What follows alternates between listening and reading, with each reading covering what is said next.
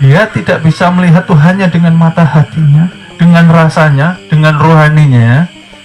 Artinya walaupun dia dalam ketaatan, walaupun dia rajin sholat, rajin puasa, berzakat, walaupun dia mampu umroh atau menjalankan haji, tapi belum mengenal diri, tidak tahu rahasia keluar masuk napasnya, 24 jam dia bermaksiat. Dan dia akan mendapatkan istidrat.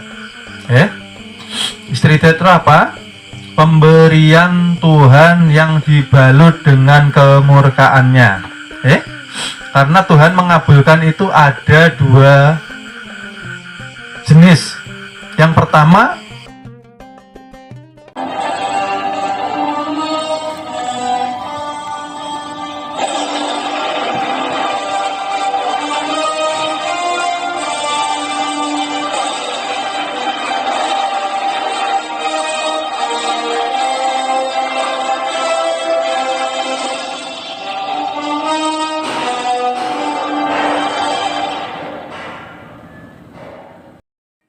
jangan menuruti kesenangan nafsu 4. Dan kita harus selalu memperbanyak manekung. Manekung itu sholatul daim. Sholatul daim itu terhubung dengan ruh yang nyata keluar masuk menjadi kita harus sering suwung, kita harus sering hening.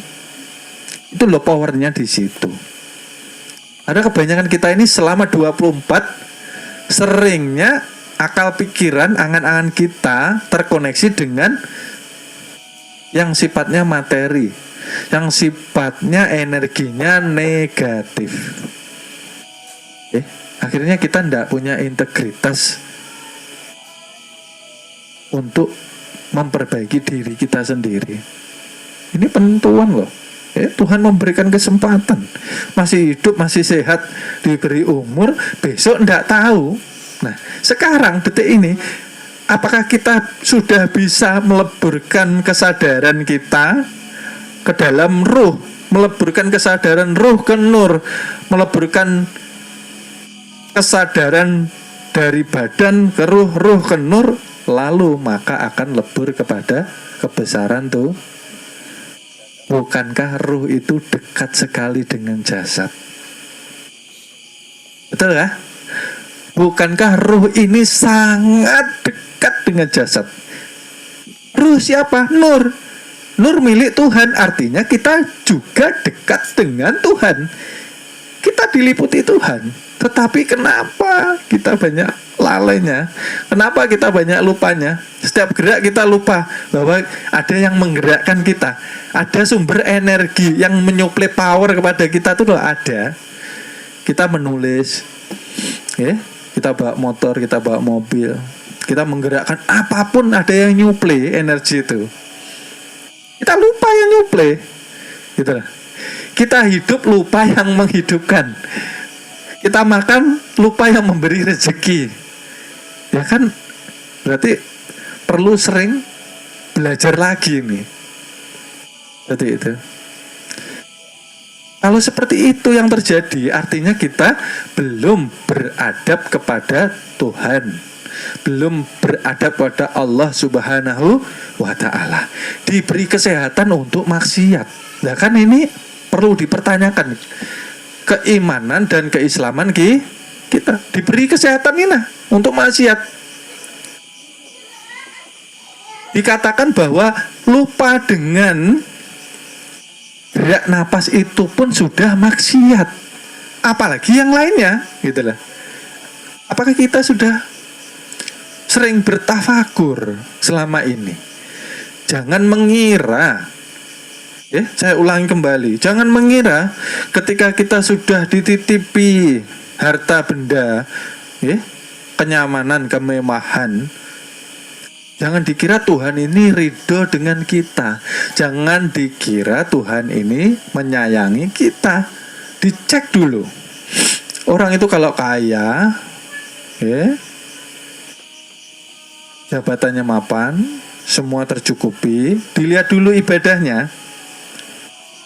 Ya. Kalau dia ibadahnya taat, dekat dengan Tuhan, adabnya baik, lah itu disayang Tuhan. Tapi sebaliknya, kalau dia kaya tapi lupa dengan Tuhan, dia kaya, dia tidak mempunyai adab budi pekerti yang baik, dia kaya tapi tidak mengenal dirinya, tidak mengenal Tuhan, dia kaya, kaya, tua, merasa muda, pola tingkahnya nggak karu-karuan, banyak ya seperti ini ya. Sudah tua itu dia tidak memikirkan bekalnya untuk akhirat. Sudah tua seneng karaoke, sudah tua seneng kumpul-kumpul tamasya, ya.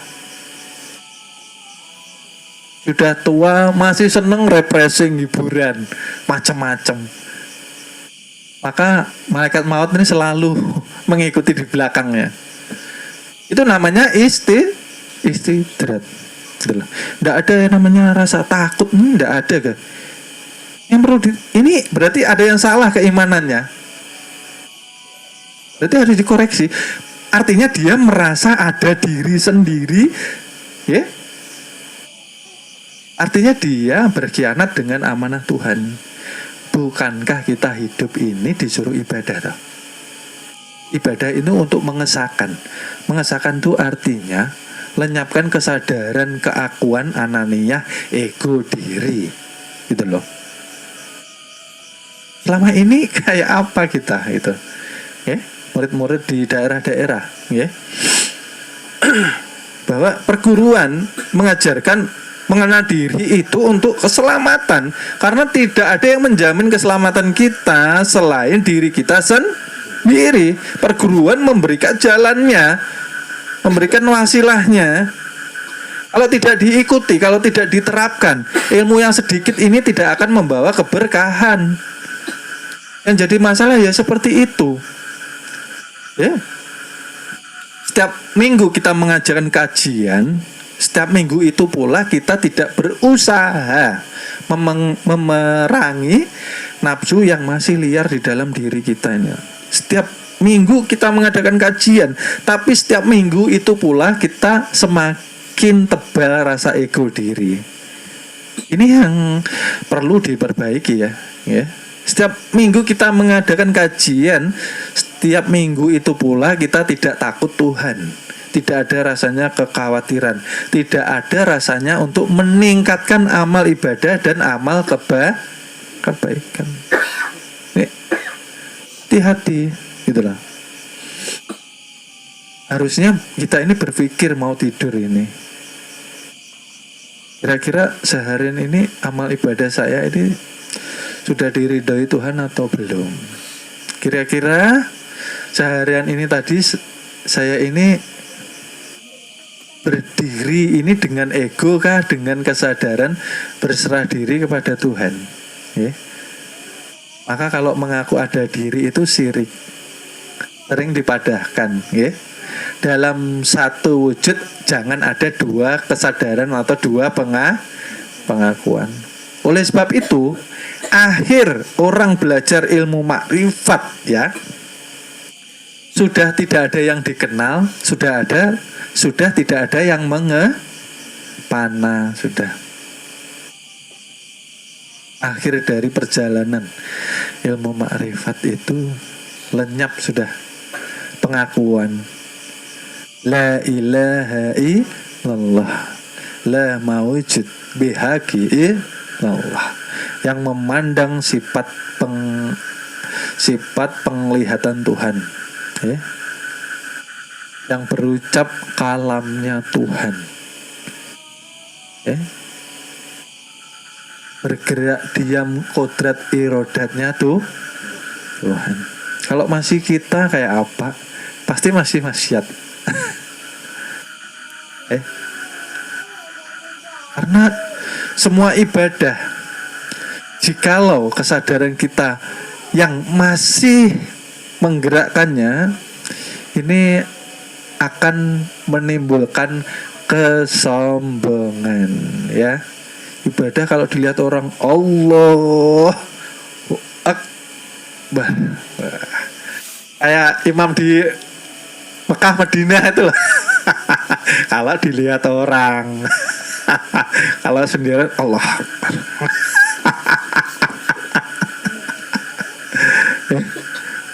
Ibadah itu nah kalau dilihat dan kalau tidak dilihat itu nah aneh-aneh, beda-beda, ya.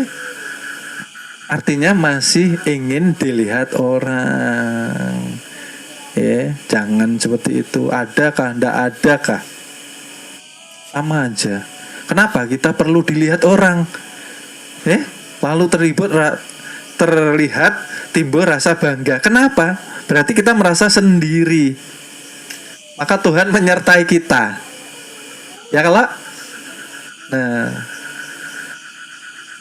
maka para sahabat Rasul itu sudah diajarkan ketika beramal ibadah, usahakan kalau bisa, ya, melatih, gitu loh. Karena kita selalu bersama yang punya diri. Kenapa kita lupa itu loh, ya? Jadi selama kita belajar jadi murid nih, nilai plusnya apa gitu loh, ya? Ketika kita belajar di perguruan, belajar mengenal ilmu diri, ketika kita sudah mempunyai rasa takut, ya, mempunyai rasa malu sama Tuhan, sudah tunduk dengan Tuhan yang mempunyai dunia, alam, semesta dan seisinya, ya, maka urusan kita akan diselesaikan Tuhan. Yang jadi masalah kan kita belajar ilmu ketuhanan tapi kita tidak mempunyai rasa takut sama Tuhan. Artinya ilmu itu masih di pikiran dan lisan kita, belum masuk ke dalam hati. Kalau belum masuk ke hati artinya belum di jalan. Kita masih pinter teori, pinter menyampaikan, tetapi belum kita jalani di dalam kehidupan sehari-hari. Sehingga sedikit masih ngamuk-ngamuk. Kayak apa ini? Ya? Doa-doa kita masih keluar dalam keadaan mencelakai orang, ya kah? Di jalan kita sewantai, ada anak muda nyerang gitu ya. Kebanyakan orang kalau ndak belajar, wah, mudah-mudahan celaka ya. Ndak boleh seperti itu ya. Didoakan yang baik-baik, ya. Mudah-mudahan selamat, mudah-mudahan ya tidak ada apa-apa sampai di tempat. Itu ciri bahwa diri kita sudah kita bisa menghargai, menghormati seluruh manusia tanpa melihat agamanya, tanpa melihat kepercayaannya, tanpa melihat suku budaya. Itu bisakah kita? Kalau kita masih menganggap remeh agama lain, kita masih merendahkan adat istiadat orang lain, kita masih merasa paling baik daripada yang lain, ini harus terus belajar. Karena semua manusia terlepas dari agamanya, kepercayaannya, adat istiadatnya, seluruh manusia pancaran dari nur ya Allah Subhanahu wa ta'ala, ya. Jadi mengukurnya seperti itu, ya. Jadi betul-betul kita harus memerangi nafsu yang masih menguasai diri kita, ya. kita ini setiap hari kan dilatih kesadaran untuk menuju kepada Tuhan melalui siapa? Melalui nurnya. Ya, yang nyatanya menjadi gerak keluar masuk yang mencerminkan sifat ketuhanan. Ya, napas itu kan tidak mempunyai apapun, ya, tidak berbau, tidak berwarna, tidak berwujud, tidak bertempat, ya kan? Tidak tidur dia, tidak makan, tidak minum, ya. Nggak perlu diatur, nggak perlu ditarik, nggak perlu ditahan, tidak perlu dikeluarkan. Tugas kita hanya untuk merasakan dan menyadari, ya. Mohon maaf, akan kami lanjut ke episode berikutnya. Terima kasih.